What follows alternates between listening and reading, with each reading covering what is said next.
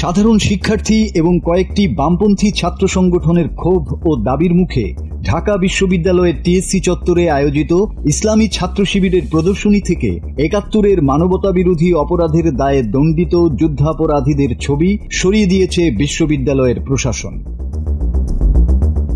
জুলাই গণ অভ্যুত্থানের বর্ষপূর্তি উপলক্ষে ৩৬শে জুলাই আমরা থামব না শীর্ষক কর্মসূচির অংশ হিসেবে একটি প্রদর্শনীর আয়োজন করে জামায়াতে ইসলামীর ছাত্র সংগঠন ইসলামী ছাত্র শিবির। এই প্রদর্শনীতে বিগত আওয়ামী লীগের আমলে আন্তর্জাতিক অপরাধ ট্রাইব্যুনালের রায়ে ৭১-এর মানবতাবিরোধী অপরাধের দায়ে দণ্ডিত জামায়াতের সাবেক আমির মতিউর রহমান নিজামী, সেক্রেটারি জেনারেল আলী আহসান মোহাম্মদ মুজাহিদ, ২ সহকারী সেক্রেটারি জেনারেল আব্দুল কাদের মোল্লা ও মোহাম্মদ কামরুজ্জামান, শুরা সদস্য মীর কাশেম আলী, নায়েবে আমির দেলোয়ার হোসেন সাইদি এবং বিএনপির স্থায়ী কমিটির সদস্য সালাউদ্দিন কাদের চৌধুরীর ছবি স্থান পায়।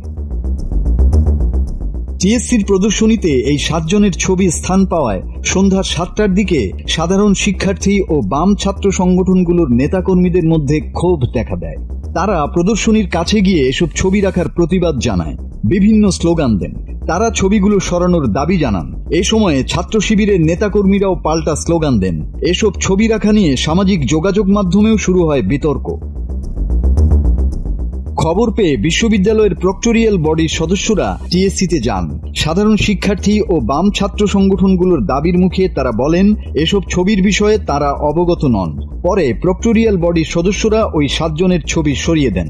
বাম ছাত্র সংগঠনগুলোর পক্ষ থেকে একটি বিবৃতিতে এসব ছবি প্রদর্শনের নিন্দা ও প্রতিবাদ জানিয়ে বলা হয়, টিএসসি চত্বরে এসব ব্যক্তির ছবি টাঙিয়ে মুক্তিযুদ্ধ ও ইতিহাসের প্রতি অবমাননা করা হয়েছে।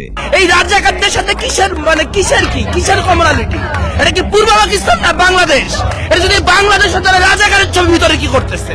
ছবি প্রদর্শনের প্রতিবাদে রাত ৯টার দিকে বামপন্থী ছাত্র সংগঠনগুলো ক্যাম্পাসে মিছিল করে। একই সময়ে জাতীয়তাবাদী ছাত্রদলও পৃথক বিক্ষোভ কর্মসূচি পালন করে। মাসুদ হাসান, বাংলা টিভি।